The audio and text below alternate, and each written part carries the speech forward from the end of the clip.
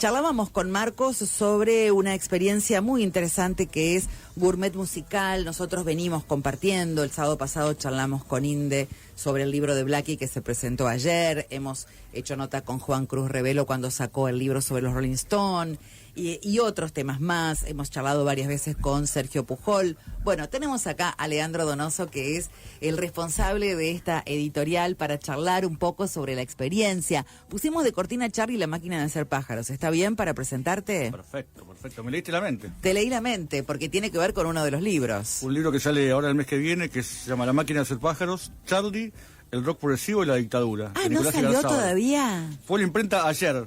Me bajé del micro y mandé el libro a la imprenta. Esas cosas maravillosas que se pueden hacer y mandar un libro a la imprenta desde un celular.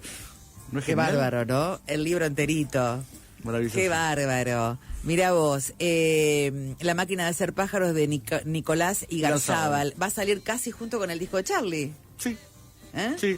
Y con el cumpleaños de Charlie también, que es el 30 de octubre. Claro. Es como temporada alta de Charlie. Temporada alta de Charlie. Nosotros sí. tenemos varios libros sobre Charlie. Sí, tienen Esta noche toca Charlie. Los 2 tomos de Roque Di Pietro, que están Suceso. buenísimos. Ahora reeditamos el tomo 1, que estaba agotado, mira. un poco empleado. Ya van por varias ediciones, Ese ¿no? va por la 3ª edición. Pero tenemos uno de Diego Madoeri sobre el estilo musical de Charlie García, un libro súper técnico que va ya por la 3ª edición. Y después tenemos Charlie en el País de las Alegorías, de Mara Favoreto, que va por la 9ª edición. Un libro maravilloso sobre cómo Charlie usa la alegoría en toda su obra, desde el principio hasta el final. Bien. Es muy lindo. Leandro, yo leía por ahí tus antecedentes, porque está disponible si quieren catálogo y demás en la página, ¿no? Gourmet Musical Ediciones. La cantidad de producciones que han hecho y de historias, buscando la identidad musical también, ¿no? Yo pensaba en algunas revistas especializadas que comprábamos los jueves. Yo trabajo mucho sobre revistas de música. Tengo un libro sobre revistas de música, Sí, tengo un tenés archivo. un libro sobre Fui periodista, también escribí en revistas de música. Entonces, está muy ligado para mí en la idea de la editorial lo de combinar algo de lo que tenían esas revistas con el laburo más académico, más riguroso, pero con la escritura periodística más agradable, más atractiva. Entonces, de mezclar esos mundos. Con el análisis, con la investigación. Exacto, con el hecho con otros cultural, tiempos, ¿no? otros tiempos. El libro te permite una cosa que la revista no, que es... La revista tiene la inmediatez, la cosa rápida, la frecuencia, pero son cosas más cortas. En el libro tenemos más tiempo para explayarnos, más espacio. Es un contrapunto muy interesante ese. Bien. ¿Cómo fue que arrancaste con esta editorial? Por error como todo en la vida. ¿Querías publicar un libro tuyo? Obvio. Yo tenía un libro que era un diccionario de bibliografía de música. Una friqueada, una locura total. Diccionario Yo había relevado toda la bibliografía que había sobre música argentina. Desde... ¿Todos los géneros? Desde música indígena, música colonial, música clásica. ¿Barrías rock, el país? Barría las bibliotecas. Wow. Pero barría todo tipo de música. Desde cumbia hasta rock, hasta tango, lo que fuera. Mi proyecto era relevar qué bibliografía había, que vos supieras, quiero trabajar sobre tal tema. Bueno, ¿qué es lo que hay antes? Claro. Entonces después lo especialicé un poco en diccionarios. Entonces empecé un relevamiento de qué artículos sobre músicos había, una cantidad importante de diccionarios de música, de tango, de rock, de acá, de afuera, de instrumentos musicales. Y yo iba a hacer, lo iba a editar una universidad norteamericana, que al final nunca lo sacó. Entonces dije, bueno, nadie me los quería sacar, porque era una locura. Dije, bueno, hago un folletito de 34 páginas y después veo si con eso... Bueno, el libro terminó teniendo 536. Fue el primer libro de la editorial, pero ya con la idea de... Eso me dio un estudio de mercado genial, que era, yo sabía sobre qué temas había libros, sobre qué temas no había nada, sobre qué temas había libros ¿Y que se sobre qué conseguían. temas había? Había un montón, había sobre muchas cosas, pero muchas cosas no. Pero muchas cosas no se conseguían, muchas cosas ya eran muy obsoletas, hacían falta cosas nuevas. Y a la vez, yo también conocía mucha gente que estaba trabajando en temas muy interesantes hace muchos años y no tenía acceso a publicar libros. A publicar libros. Entonces, no había. Es más, yo tuve que empezar la editorial porque yo quería hacer un libro y me di cuenta que no sabía cómo hacer. No tenía ningún docente mío de la facultad que tuviera un libro. Entonces nadie sabía cómo hacer. No había una editorial, andar a inventar el editor, hacer de esta manera. Me lo tuve que aprender e inventar para poder hacer ese libro mío. Y de paso dije, bueno, hay un montón de cosas que pueden ser libros interesantes que yo quisiera leer y que no tienen dónde existir. Y el proyecto sigue siendo ese, casi 20 años después. Sacar libros de música diferentes, que cuenten cosas nuevas. Yo casi no hago traducciones, por ejemplo. Son todos libros originales donde trabajamos con los autores desde cero, de la idea muchas veces. A veces son ideas, a veces son alguien que viene con una tesis de doctorado y ahí la reescribimos como libro. Y tenemos libros nuevamente con el mismo perfil, desde tango hasta rock, hasta trap, hasta ópera rusa, música electroacústica y no sé qué. Nos interesa abordar la mayor diversidad de tipos o estilos o géneros musicales desde diferentes perspectivas, sea la musicología, la historia, la sociología, el humor, la crónica, la autobiografía, y todo eso va conformando un gran rompecabezas de repensar la música en un sentido amplio. Sí, estaba viendo, bueno, yo los conocí obviamente por los libros vinculados con la música y después empezamos a ver otros, ¿no? Como pero que también están vinculados con la música. Claro, Héctor Larrea. Claro. Por ejemplo. Una vida en la radio. Bueno, Blackie tiene su cuestión musical, por supuesto. Blackie fue cantante. Larrea no fue cantante, pero Larrea trabajó con muchos músicos. Con muchos músicos. Fue presentador, fue un tipo que pasó música muy interesante toda la vida, es muy melómano. Hay temas que están... hay una hipótesis de fondo que es que la música es mucho más que entretenimiento. Claro. No es simplemente, escuche, pasa. No.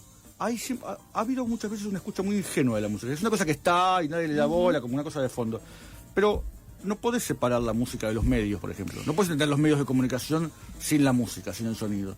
No podés entender muchas cosas de la sociedad en general sin prestar atención a lo que suena. Entonces, la radio, la música es indescindible, no podés separar. Y la realidad es un tipo que siempre hizo gala de eso, la idea del ritmo, del rapidísimo, digamos, hay una cuestión musical de fondo en la realidad, que es un tipo que escucha mucha música, ha hecho muchos programas sobre música, y siempre no sé, pero muchas veces programaba él la música, tiene un interés muy interesante. Musicalizaba él. Exacto, entonces, es un periodista que no es de música, pero es muy relevante para la historia de la música, permite entender muchas cosas de cómo funciona la música en los medios y cómo conocimos la música. Hay otro libro que me llamó la atención, que es Músicos judíos exiliados en Argentina, ¿no? Impresionante. De Silvia Glosser. En el periodo del 33 al 45. Claro, los que se exiliaron por la guerra. Entonces están las historias. Silvia Glosser hizo su tesis de doctorado en la UBA sobre eso. Investigó las trayectorias de estos músicos, cómo vivían en Europa, dónde trabajaban, qué hacían, cómo lograron irse, y las carreras que hicieron en la Argentina. Que quizás no son músicos tan famosos, pero son esos músicos medio invisibles, que fueron docentes, todos los que fueron los docentes del Collegium Musicum. Digo, si alguien tocó la flauta dulce en el colegio, es porque hubo unos emigrados alemanes que vinieron y hicieron el Collegium Musicum, que era una escuela de música, y propusieron la flauta dulce como herramienta didáctica, e hicieron manuales, y hicieron fabricar esas flautas, y eso funcionó, a los docentes les gustó. Entonces, vienen esos tipos que trajeron eso, que vinieron exiliados, tipos que tocaron en la televisión, que tuvieron bandas de jazz, de repertorio, músicos del Colón, montones, de Circers, de ópera, escritores, periodistas, un montón de gente que quizás no son tan conocidos en términos de famosos, ¿ok? Pero que son los que sustentan mucha de la actividad musical de esa época. Y que también aportaron conocimiento. Por supuesto, otras muchos escuelas. Muchos maestros de los tipos famosos, que estudiaron con eso. Entonces, es un libro fascinante de historias de vida. Claro. Y que también, Argentina lo tiene, ¿no? Con la inmigración. Acá en la ciudad de Rosario se da mucho dentro del ámbito de la pintura con los que vinieron de Italia, ¿no? En todo el país. Y los músicos también, los conservatorios. Escuelas, básicamente. Sí. Entonces traían... Claro. Es que si todo se mezcla. Vos hablabas de Blackie. La familia de Blackie vino mucho antes de la guerra, del siglo, pero la historia de la inmigración y cómo eso va generando cosas en el lugar al que llegan, y hay muchas historias cruzadas todo el tiempo, es fascinante. Bien.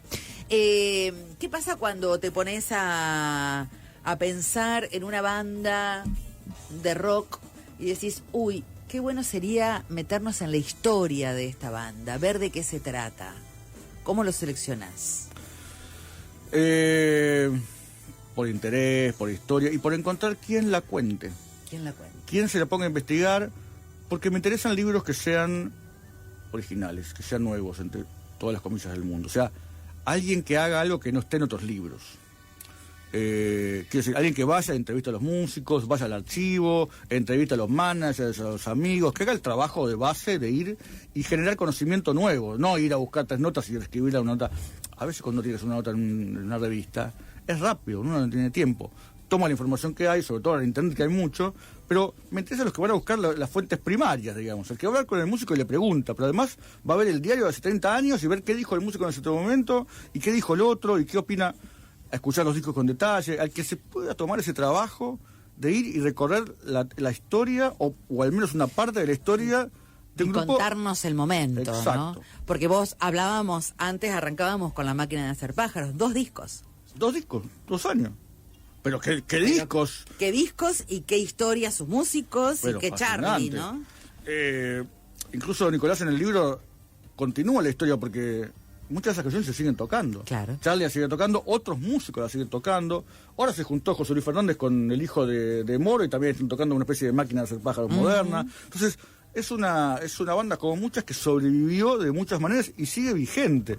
Y a veces queda nubilada entre Serú Girán y Sui Generis, ¿no? Claro. Es como una especie de experimento ahí, y por sus giecos, si querés. Pero, aparte es un momento, justo el momento del golpe. El libro empieza contando una historia dice que suena el teléfono en las oficinas de la productora y dice, tiene que venir a tocar mañana a Tucumán. No podemos. Entonces, no. Los esperamos mañana en el aeropuerto, se llama Bussi. ¿Viste? Anda a no ir. En la dictadura, ya no podemos ir, general. Hay que ir o ir. Pero está el aviso en el diario de la Gaceta y tocaron, ¿viste? Esas cosas que cagaron a trompadas un poquito, tocaron y se volvieron. Esas cosas que hoy son impensables. Entonces, ¿cómo se bebía el rock y cómo se bebía la cultura en esos años del comienzo de la dictadura? Para mí una cosa importante que es que los libros de música, por lo menos como yo los quiero hacer, son mucho más que el libro de la historia de una banda. Está muy arraigada la idea de que el libro de música es para el fan, ¿no? Entonces, yo soy recontra fan de Charly, quiero un libro que me cuente las anécdotas de Charly y si la mamá le hacía tostadas con manteca o con dulce de leche. No me importa nada de eso. No quiero noticias de mi ídolo. No tengo un póster de Charly, yo lo tuve, fui adolescente, no lo hago para eso. Por supuesto, al que le gusta eso, que lo compre, está genial. Pero son libros pensados para gente que lee. Para gente que lee el libro de historia, que el libro de política, de actualidad, de economía, de sociología. Entonces, vos podés leer este libro, y es un libro sobre la historia de la cultura durante la dictadura, o de la vida cotidiana también durante la dictadura, qué sé yo. Cuenta la historia de una vez que toca la máquina y el fotógrafo, el expreso imaginario, sale de Luna Park y los patrulleros, hay unos patrulleros, se llevan a 4 o 5, se los llevan a dar una vuelta, lo llevan por Panamericana, hasta no sé dónde, lo sacan a un descampado, hacen un simulacro de fusilamiento, se cagan de risa, les roban la guita y se van. Y vuelve a su casa. Digo, hoy eso es impensado, espero, o no, a veces no, pero digamos, bueno, pero tenemos hoy que nos parece escandaloso, no y en ese momento estaba naturalizado. Totalmente, y no te estoy hablando de un tipo famoso, estoy hablando del fotógrafo, del expreso que cuenta esa historia en relación con un concierto, y no es que estaba en un lugar raro, estaban en una park, que hay en pleno centro porteño. Entonces, vos podés leer un libro como este, o varios otros que te puedo contar, que es Satisfaction en la ESMA, de Abel Silbert, eso de la música de sonido ante la dictadura. Es un libro de historia, donde los ejemplos están contados en casos que tienen que ver con la música. Entonces, primero, vas a descubrir mucha música que no conoces, vas a reescuchar la música que conoces de una manera totalmente diferente, y vas a entender ese momento histórico y muchas de las cosas que pasaron antes y después de una manera diferente. Es como, digo, vos podés leer una biografía de un, no sé, de la Segunda Guerra, y no tenés que ser partidario de un bando del otro, digamos, ¿no? Es porque el momento histórico te interesa. Sí. Entonces, los libros de música que estamos hablando de hacer son libros que van a 2 puntas. El que le interesa la historia de una banda porque la escuchó o la quiere descubrir, genial. Pero también hay otra lectura. Por ejemplo, tenemos un libro de Bárbara Pistoia, que es una autora que está en Santa Fe ahora, sobre Tupac Shakur, un rapero. Se llama ¿Por qué escuchamos a Tupac Shakur? Y mucha gente me dice, ¿por qué tengo que leer un libro sobre un rapero? Porque es un libro sobre la historia de los derechos civiles, sobre cuestiones de género, sobre política norteamericana, de cosas que están muy vigentes ahora. Tupac Shakur era hijo de 2 dirigentes del partido Pantera Negra, partido revolucionario. Estaban enjuiciados en el momento que Tupac Shakur nace. Él se llama Tupac Shakur por Tupac Amaru. ¿No hay una historia ahí? Digamos, entonces, hablábamos, decían, bueno, Corinne, la autora del libro de Blackie, y hablábamos de ese libro, mirá, lo tenés que leer como si fuera un libro de política norteamericana, donde los ejemplos son musicales. O sea, a mí no me gusta el rap, no importa el rap, el hip hop. No es para que te hagas fanática de Tupac Shakur. Vas a entender mucho más incluso sobre las músicas que te gustan. Pongo otro caso. Nosotros tenemos libros sobre Palito Ortega, sobre Sandro. Y hay gente que le gusta el rock y me dice, ¿por qué tengo que leer libros sobre Palito Ortega? Digo, ¿vos te gusta Charly? Sí. Bueno, vas a aprender muchísimo sobre Charlie leyendo sobre Palito Ortega. Porque son dos contrafiguras toda su vida y están muy relacionadas, aunque sea por la negativa a veces y a veces no. Entonces, yo insisto muchas veces que los libros con los que yo más aprendo son de las músicas que no conozco o las que no me gustan incluso. Leer sobre músicas que no me gustan, digo, ¿qué pasa acá? ¿Por qué esto interesa? ¿Qué está pasando que yo no me doy cuenta? Y leyendo esos libros sobre cosas que no sé nada, aprendo un montón sobre las músicas que ya conozco o me gustan, además de que descubro músicas nuevas. Claro. Bueno, pensaba, ¿no? Este libro de La máquina de hacer pájaros que sale brevemente, próximamente, octubre, sí. como vos decías, en el mes de octubre, también viene en un momento histórico de revisión, ¿no? Me parece. Yo pensaba, por ejemplo, en Charlie regrabando Juan Represión. Bah. Uno de los temas prohibidos de la dictadura, con botas ¿Sí? locas, ¿no? Y lo ¿Sí? saca en El Escorpión. Sí. Bueno, Charlie también está en un momento de como de síntesis, Sí, de madurez. pero me parece que también tira Por supuesto. Es que eso es constante. piedras al agua. También para mí cuando sacamos un libro hay Mueve. una propuesta de decir, este tema es relevante hoy, por alguna razón. Ah, mira. Digo, pienso que yo me encuentro con una historia, con alguien que está investigando, digo, esto vale la pena que esté en librerías y que la gente lo lea. Mira, te pongo el caso del libro que sacamos ahora en septiembre.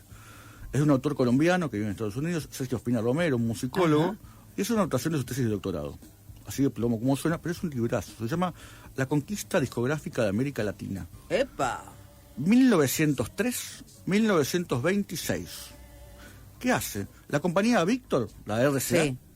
era una de las grandes compañías del norteamericanas. megáfono. Exacto, el perrito de la El Víctor. perrito. Principios del siglo XX. Los tipos vendían fonógrafos. Claro. Para vender fonógrafos necesitas que la gente tenga discos para escuchar, si no, ¿para qué quiere el fonógrafo? Entonces dice, bueno, en cada país la gente va a querer escuchar la música de su país.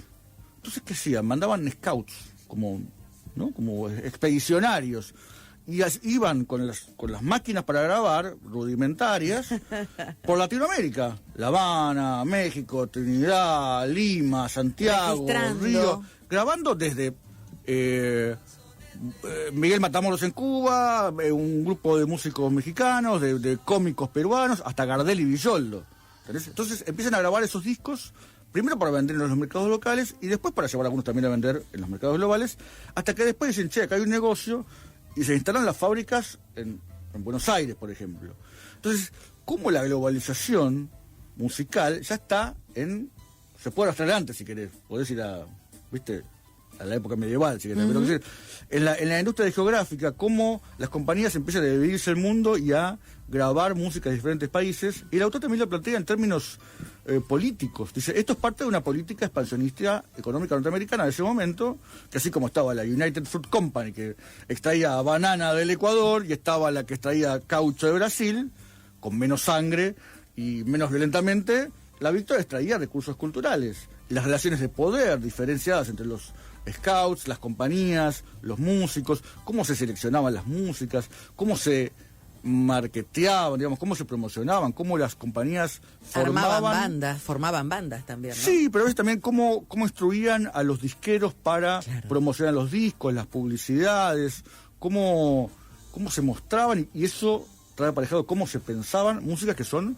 importantes todavía hoy. Y estamos hablando de un periodo... 1903, 1926, parece de hace un siglo ahora, o más, y sin embargo son cosas que están totalmente Claro. actuales. Bien.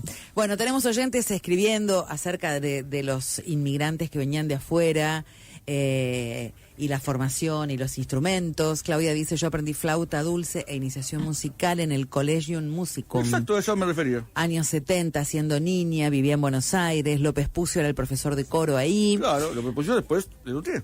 Claro, hasta que en el 76 nos vinimos a Rosario después del secuestro y desaparición de mi padre, dice. Así que bueno, vinieron aquí en ese momento Pues durante la muchos, también dictadura, por eso ¿no? Rosario tiene una tradición musical riquísima, anterior, ¿no? De inmigrantes que hacían sus conservatorios, que venían acá.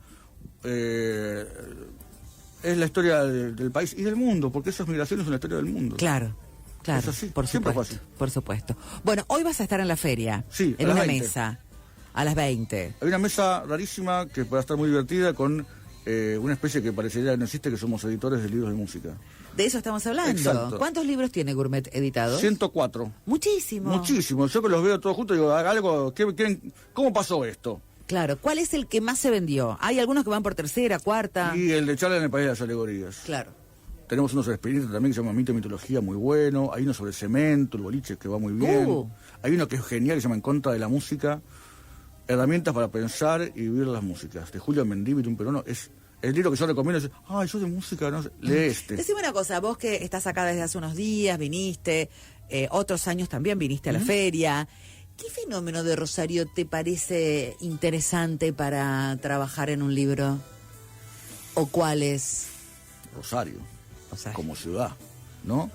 ¿Qué pasa en una ciudad donde se mezclan, una ciudad relativamente chica, pero urbana, donde te puede dar, no sé, tipos como Fito Páez y Lalo Schifrin, ¿viste? O el Gato Barbieri, eso quise decir. Y músicas desde las más experimentales hasta las más populares. Kawasaki. ¿De qué hablar? De la nueva trova hasta cosas experimentales, no sé, Paula Jocrón. ¿Viste? Sellos importantes, editoriales importantes, la importancia de la universidad, de las escuelas, cómo todo eso se va mezclando y cómo también hay una interrelación muy interesante que excede lo musical, ¿no? Los vínculos que hay cuando empieza entre los músicos, los artistas plásticos, los escritores. Artistas. Sí, como me interesa cada vez más. Y trabajadores de la cultura. Esas zonas de intercambio. Por ejemplo, yo siempre digo que la música que a mí me gusta es la que no sé cómo se llama. ¿No? Vos decías Kawasaki, ¿qué hace Kawasaki?